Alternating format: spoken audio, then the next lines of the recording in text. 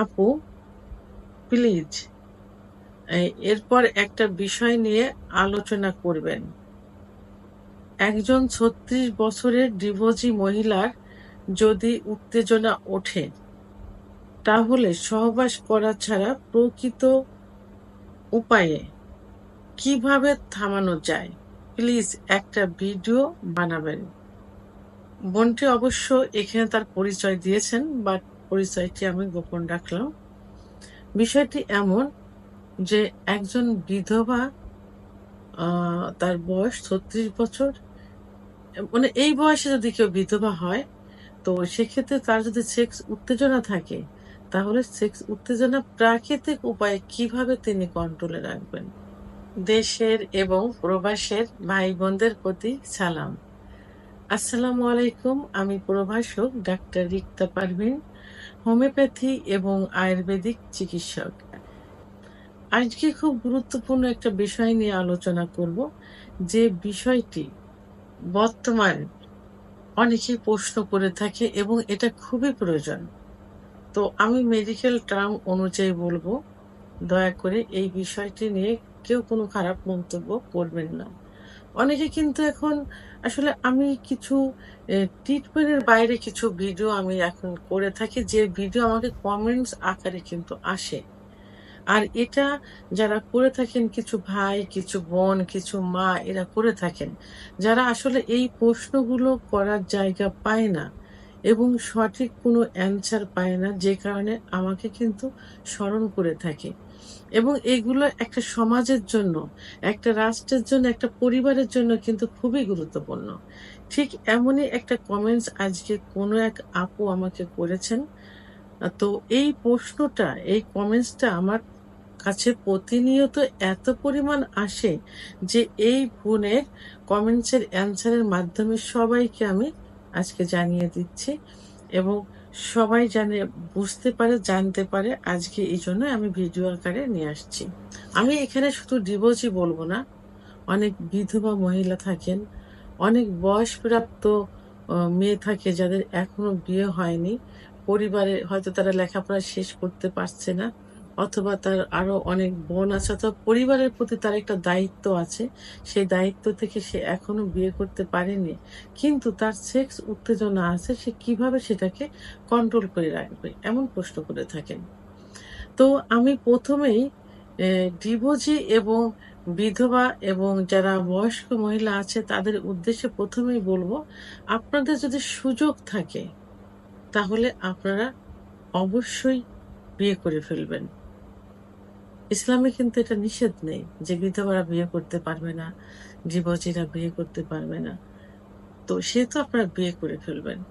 আবার অনেকের দেখা যায় যে যেসব ডিভোর্সি বিধবা মেয়েরা থাকে, তাদের সন্তান থাকে, সন্তান বড় থাকে, সে কারণে তারা বিয়ে করতে পারেন না, এবং কিছু দায়িত্ব থাকে, সে দায়িত্ব থেকে বিয়ে করতে পারেন না। তো তাদের জন্য প্রথমেই বলবো যে আপনারা যদি মুসলমান হয়ে থাকেন, তো সেক্ষেত্রে অবশ্যই আপনাদের ৫ ওয়াক্ত নামাজ পড়তে হবে এবং নিয়মিত রোজা রাখতে হবে। রোজা রাখলে, ৫ ওয়াক্ত নামাজ পড়লে এবং ইসলামিক বা ধর্মীয় রীতিনীতিগুলো পালন করলে, তাহলে কিন্তু এটা অনেকটা কন্ট্রোল রাখা যায়। কারণ তখন তাদের মনের ভিতর কিন্তু ধর্মীয় মনোভাব থাকে। তখন বাজে কোনো চিন্তাভাবনা থাকে না। এবং রাত্রে সাধারণত এই মনের ভিতরে এই টেনশনগুলো থাকে। তখন কি করতে হবে? অবশ্যই তাহাজ্জুদের নামাজ পড়তে হবে। তাহাজ্জুদের নামাজ পড়ে আল্লাহর কাছে কান্নাকাটি করলে এবং ধর্মীয় আ আ মনোভাব যদি তখন মনের ভিতর থাকে, তাহলে কিন্তু সেক্সুয়াল উত্তেজনা তাদের ভিতরে আসবে না। এরপরে এবং যারা অন্য ধর্মের থাকে, তাদের অবশ্যই তাদের নিজস্ব ধর্মীয় রীতিনীতিগুলো পালন করতে হবে। যখনই ধর্মীয় রীতিনীতিগুলো পালন করতে যাবেন, তখনই কিন্তু পাক পবিত্রতার একটা বিষয় চলে আসে। আর পাক পবিত্রতা থাকলে কিন্তু এই সেক্সুয়াল উত্তেজনা থেকে অনেকটা দূরে থাকা যায়, কন্ট্রোল রাখা যায়। এবং আরেকটা যে বিষয়টি বলব, সেটা হলো অবশ্যই পোশাকের প্রতি তাদের দৃষ্টি আকর্ষণ করতে হবে। এমন কোনো পোশাক পরা যাবে না যে পোশাকগুলো পরলে নিজের ভিতরে একটু সেক্সি মনোভাব আসে। তাদের অবশ্যই পর্দায় থাকতে হবে। বাইরে যখন যাবেন বোরখা ব্যবহার করতে হবে। বেশি রঙিন বোরখা পরা যাবে না। আবার বোরখা না পরলে যে কাপড়-চোপড়গুলো পরতে হবে, তাদের এমনভাবে কাপড় পরতে হবে যে তাদের অ বডি স্ট্রাকচার যেন বোঝা না যায় এবং তাদের নিজের ভিতরে একটা ফিলিং যাতে না আসে। এজন্য পোশাকের দিকে খেয়াল রাখতে হবে। আচ্ছা, আরেকটা যেটা সেটা হলো অবশ্যই এখন তো আসলে সবার হাতে অ্যাম আ টাচ ফোন থাকে। তো যে ফোনে তারা ভিডিও দেখে, এমন কোনো ভিডিও দেখা যাবে না যে ভিডিও দেখলে তাদের ভিতর সেক্স উত্তেজনা চলে আসে। এগুলো থেকে কন্ট্রোল রাখতে হবে। এমন কোনো বিষয় অ্যা মা আ চিন্তাভাবনা করা যাবে না। এমন কোনো বন্ধু-বান্ধবের সঙ্গে মিশা যাবে না যে যাদের সঙ্গে মিশলে এই পথে ধাবিত হবে এবং সেক্সুয়াল কথাবার্তা হবে, সেক্সুয়াল একটা মনোভাব চলে আসবে। এমন কোনো বন্ধু-বান্ধবের সাথে মিশা যাবে না, এমন কোনো ড্রেস পরা যাবে না বা এমন কোনো ভিডিও দেখা যাবে না। সবসময় যদি সন্তান থাকে, সন্তানদের সঙ্গে সময় দিতে হবে।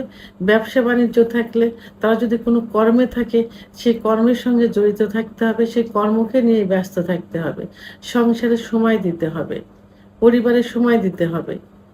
তাহলে কিন্তু এই চিন্তাভাবনা থেকে দূরে থাকা যাবে। আর রাত জাগা যাবে না।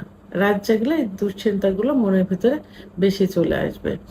আরেকটা যে বিষয়টা আমি এখন এইটা ন্যাচারাল ভাবে কিছু মানে খাবার কন্ট্রোল এবং খাবার ইম খা মা মাদ খাবার খাওয়ার মাধ্যমে এগুলো যে কন্ট্রোল করা যায় সেটা বলব। আপনারা আ মা অতিরিক্ত অর্থাৎ আপনি ডিম খাবেন, দিনে ১ টা ডিম খাবেন। প্রোটিনের প্রয়োজন আছে, আমিষের প্রয়োজন আছে, মাছ খাবেন। মাছ খাবেন সীমিত পরিমাণ যেটা শরীরের জন্য উপকারী সেইভাবে দিনে ১ থেকে ২ টুকরা মাছ খেতে পারেন, ১ টা করে ডিম খাবেন এবং আপনারা বিশেষ করে লাল মাংস যেটা গরুর মাংস অতিরিক্ত মসলা জাতীয় খাবার থেকে দূরে থাকতে হবে। অতিরিক্ত মসলা জাতীয় খাবার খাইলে কিন্তু আপনার সেক্স উত্তেজনার ভিতরে আসবে। বিশেষ করে রাত্রে একদম সিম্পল খাবার খেয়ে আপনারা ঘুমোতে যাবেন। বিশেষ করে একটু সবজি বেশি খেতে হবে। আ এবং আ মা সিম্পল যে খাবারগুলো আছে, এ সেই খাবার অনেকে একটা অভ্যাস থাকে যে তারা বাদাম, কাজু বাদাম, মধু, ঘি, অর্গানিক নারকেল এইগুলো কিন্তু আমরা সেক্স উত্তেজনা বাড়ানোর জন্য খেতে বলি। তো এই খাবারগুলো যেটা শরীরের জন্য না হলেই হয় না, এই খাবারগুলো থেকে অতিরিক্ত থেকে আপনারা দূরে থাকবেন। অতিরিক্ত মসলা, মাছ, মাংস থেকে দূরে থাকবেন।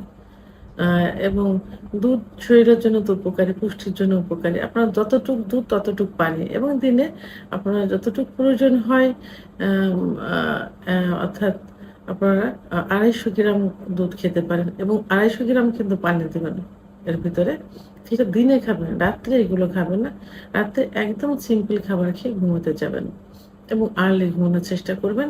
আর সর্বোপরি যাদের অতিরিক্ত সেক্স থাকে, যারা আসলে একদম কন্ট্রোল করতে পারছেন না, আপনি বিধবা, আপনি ডিভোর্সি, আপনার সংসারের ঝামেলা, আপনি বিয়ে করতে পারছেন না, কিন্তু সেক্স উত্তেজনা কন্ট্রোল করতে পারছেন না। আপনারা মাঝে, মাঝে কালো মেঘ নাম শুনেছেন? কালো মেঘ গাছ আছে। সেই কালো মেঘ গাছের পাতা আছে।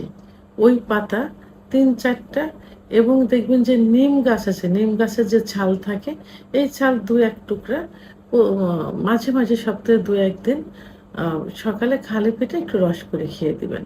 অবশ্যই খালি পেটে খেতে হবে। তো এটা রেগুলার খাবার দরকার নেই, মাঝে, মাঝে খেয়ে দিবেন।